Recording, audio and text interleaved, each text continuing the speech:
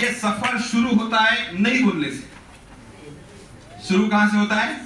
नहीं बोलने से। बाहर हम एडमिशन करते हैं, कॉलेज में जाते हैं, कहीं जाते हैं तो पहले फॉर्म भरते हैं, और जितने भी साथी आरसीएम में आए हैं कोई भी इसमें से सामने आकर ज्वाइन नहीं हुआ है। किसी ने लाया है उसको, यहाँ पर जबरदस्ती से लाया है, कोई दोस्ती के कारण आया, कोई रिश्तेदार के कारण आया है, लेकिन आते बराबर हाँ बोला कि ना बोला? ना बोला। क्या बोला? ना बोला। एक आम इंसान ना बोलते ही चुप हो जाता है, लेकिन कुछ साथी है ना बोलने के बाद भी चलते आगे, फिर चलते आगे, फिर चलते आगे, और आगे आने तक वो टेक्निकल बनते हैं।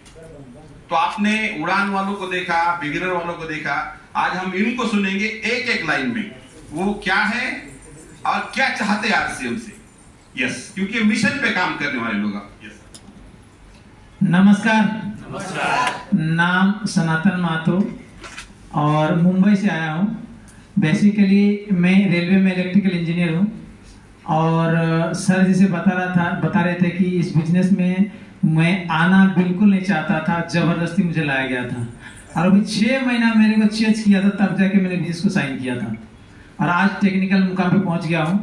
पहली इनकम इस सिस्टम से मेरे घर में 719 रुपये आया है। बड़ी इनकम 1,95,000, 1,95,000, और अब तक की टोटल इनकम लगभग 85 लाख रुपए आ चुकी है। ये तो हो गई पैसे की बात। देखिए, मैं इस बिजनेस में जब मैं मीटिंग सेमिनार में गया तो मुझे एक बात समझ में आ गया, मैं रेलवे में इंजीनियर बन गया, लेकिन मेरा जो एजुकेशन है, मेरा जो सैलरी है, मेरा जो स्टेटस है, मेरा जो ऑफिस में मतलब जो मेरे को रुतबा मिलता है या जो मुझे कैबिन मिला है, वो मेरे बच्चे के नाम से ट्रांसफर नहीं कर पाऊंगा मैं। क्या मैं कर सकता हूँ? No. किसी भी हाल में नहीं कर सकता। बट ये जो मेरी आईडी है, जहां से मैं अभी काम कर रहा हूँ, ये मेरा नेटवर्क मेरे बिजनेस, मेरे बच्चे को ट्रांसफर हो जाएगा।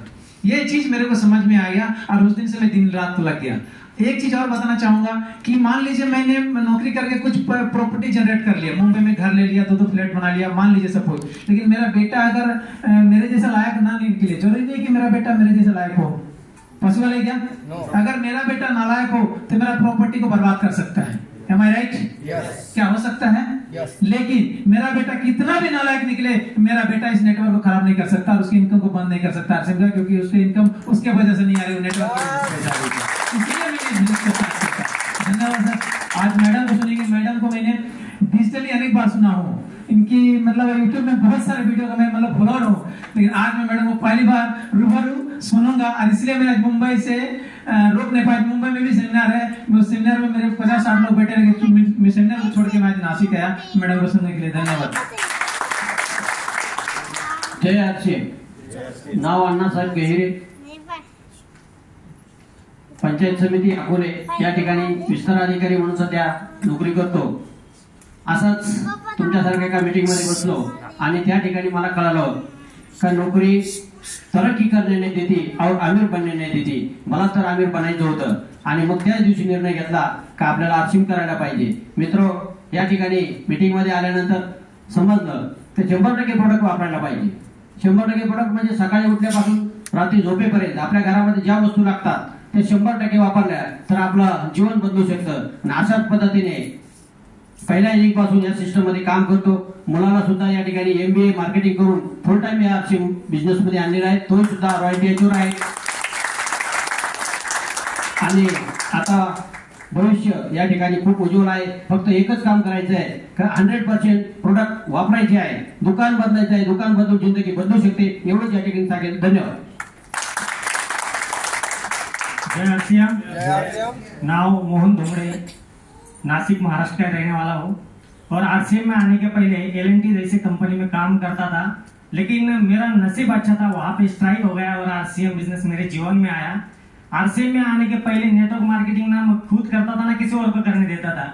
जैसे एक दोस्त ने मुझे बताया तो मैंने उसको बोला मुझे डिस्ट्रीब्यूटरशिप दे, वो भी कंपनी चालू होने तक टाइम पास ये मेरे दिमाग में था। लेकिन जैसे आरसीएम की शॉप खोल दी, पहले 15 दिन में 1 लाख की सेल हो गई, तो मैं समझ गया इसमें कुछ तो भी गड़बड़ है। फिर अगले 3 माह तक लीडर्स क्या करते वो सारा देख लिया, और 4थे महीने से जो जिम्मेदारी ली, आज नासिक में जिन लोगों ने मुझे लाया था वो कोई भी आरसीएम में नहीं है। नासिक में सबसे पहला नाम मेरा आता था, सबसे आखिरी शॉप मेरा था, आज सबसे पहला शॉप मेरा है। और जब मैंने शुरुआत की तो पहले महीने की इनकम 3,000 थी, हाईएस्ट इनकम 3,31,000, और अब तक की टोटल इनकम 1.5 करोड़ के ऊपर हो चुकी है। और यहाँ पे आपको अलग कुछ भी नहीं करना है, जो आप आम जिंदगी में रोजाना करते आते हैं, सुबह ब्रश करना, नहाना, खाना, कपड़े पहनना, धोना, गप्पे लड़ाना, ये सारी चीजें यहाँ पे करनी है। और यही सारी चीजें करने से यहाँ पे पैसा आता है। यहाँ पे हम सारे अमिताभ बच्चन, ऐश्वर्या राय हम ऐड करते हैं तो इसकी रॉयल्टी भी हमें मिलेगी। जो मैंने लिए आप भी ये जिले के पहले करोड़पति बन सकते हैं। तो आप सब लोगों को बहुत बहुत बधाई। आज का सेमिनार आखिर तक आपको अच्छे से सुनना है, उससे आपके जीवन में बहुत बड़ा बदलाव यहाँ पे आएगा। Thank you. जय आरसीएम। नमस्कार, नाव कालिदास वेद पाठक। हा सगळा जो बिझनेस आहे माझ्या पत्नीच्या नावावर आहे। मी काळजीवाहू आहे, टियर टेकर, परंतु एक निर्णय घेतला आणि त्या निर्णयाचे परिणाम माझ्या घरात लक्षात आले। स्वास्थ्य मिळालं, पैसा तर येतो आहे आणि आता हा जो लाभ आहे टेक्निकल या लेवल पर्यंत आल्यानंतरचा, हा लाभ जास्तीत जास्त लोकांपर्यंत कसा पोहोचवता येईल, जास्तीत जास्त लोकांना या लेवलला आणण्यासाठी काम करायचं असं ठरवलेलं आहे। त्यामुळे जालना, औरंगाबाद, परभणी, नाशिक हे जिथं जिथं सपोर्ट मिळतो, जिथे लोक तयार आहेत, त्या सर्व लोकांना यशस्वी करण्याची जिम्मेदारी आता आम्ही घेतलेली आहे। धन्यवाद। जय आरसीएम। तसं परिचय आहे सर्वांना, पण नवीन मित्रांसाठी नाव श्याम काळे, मी प्रॉपर जालना डिस्ट्रिक्ट परतूरचा आहे आणि माझं बॅकग्राऊंड आहे, मी व्यावसायिक सेक्टरमधून आहे। माझ्या फॅमिलीमध्ये वेगवेगळ्या प्रकारचे व्यवसाय आजही केले जातात। तर जसा विषय चालू आहे की पैसा हा टार्गेट असतो प्रत्येकाचा, की एक चांगलं स्पेसिफिक इन्कम आलं की आपली लाईफ एकदम इझी होईल। तर माझं बॅकग्राऊंड व्यवसायाचं असल्यामुळे माझं टार्गेट हा पैसा नव्हता, मला बिलकुल बी असं कुठलं अट्रॅक्शन नव्हतं। आजही ऍज अ टेक्निकल लेक्चर असून माझं फॅमिली जे व्यवसाय आहे त्याच्यामध्ये 3-4 पट इन्कम जास्त आहे। पण इथे येण्याचं जे मुख्य कारण आहे की मार्केटमध्ये आपण नोकरी करू किंवा व्यवसाय करू, त्याच्यातून आपलं रिटायरमेंट होईपर्यंत सुटका नाही। मग लाईफमध्ये मजा किती करायची?